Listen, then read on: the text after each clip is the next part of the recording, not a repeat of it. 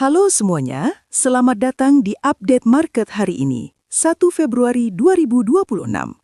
Kondisi market saat ini sedang berada dalam fase yang cukup menantang, dengan volatilitas yang mulai meningkat kembali.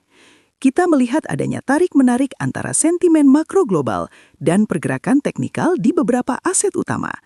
Mari kita bedah bersama bagaimana narasi besar minggu ini akan mempengaruhi portofolio kita. Sebelum kita masuk ke pembahasan lebih dalam, perlu diingat bahwa seluruh konten dalam video ini bersifat edukasi dan berbagi informasi semata.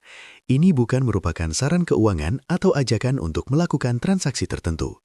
Keputusan investasi sepenuhnya ada di tangan Anda, jadi pastikan untuk selalu melakukan riset mandiri secara mendalam. Kita lanjut ke pembahasan berikutnya mengenai kalender ekonomi.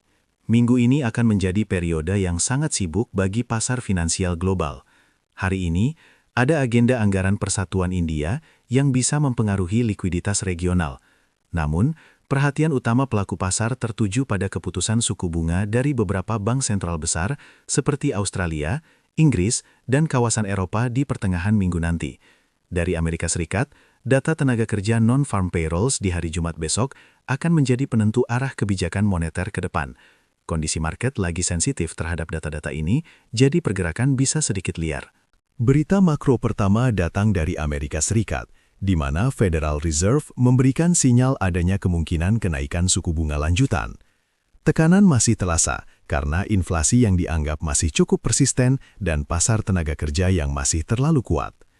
Bagi pasar kripto, sinyal ini cenderung memberikan tekanan jangka pendek karena meningkatnya biaya pinjaman dan potensi pergeseran aset dari risiko tinggi ke aset yang lebih aman.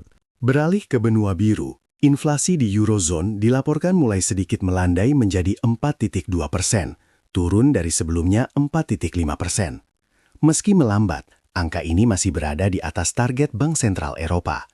Situasi ini menciptakan ketidakpastian mengenai kebijakan moneter di Eropa, yang terkadang membuat investor mulai melirik aset digital sebagai alternatif lindung nilai terhadap devaluasi mata uang lokal.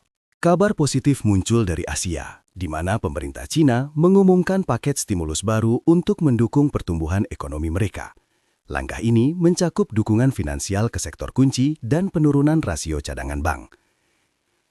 Stimulus besar dari ekonomi kedua terbesar di dunia ini biasanya meningkatkan selera risiko secara global yang bisa menjadi katalis positif bagi pergerakan Bitcoin dan Ethereum jika likuiditas tersebut mulai mengalir ke pasar aset berisiko. Sekarang kita lihat suasana hati market melalui Fear and Greed Index. Saat ini, skor berada di angka 18, yang berarti pasar sedang dalam kondisi ketakutan ekstrim atau extreme fear. Jika kita bandingkan dengan kemarin yang berada di angka 26, terlihat sekali ada penurunan kepercayaan diri yang drastis di kalangan investor seiring dengan harga Bitcoin yang sempat menyentuh area $78.000. Secara historis, fase ketakutan ekstrim seringkali menjadi area di mana volatilitas mencapai puncaknya. Melihat indikator P-Cycle Top, saat ini kita masih berada jauh dari sinyal lampu kuning. Garis moving average 110 hari berada di kisaran $95.345, sementara target puncaknya berada di angka $201.906. Artinya, secara siklus panjang, ruang pertumbuhan masih sangat terbuka lebar, dan kita belum melihat adanya tanda-tanda overextended yang berbahaya dalam siklus kali ini. Untuk indikator Puel Multiple, saat ini berada di angka 0,75. Angka ini menunjukkan bahwa pendapatan para penambang Bitcoin masih berada dalam level yang relatif wajar dan belum masuk ke zona merah atau fase distribusi besar-besaran. Biasanya, zona puncaknya baru akan tercapai jika angka ini menembus 2,2. Jadi, pergerakan saat ini lebih terasa seperti konsolidasi di tengah siklus daripada akhir dari sebuah tren naik.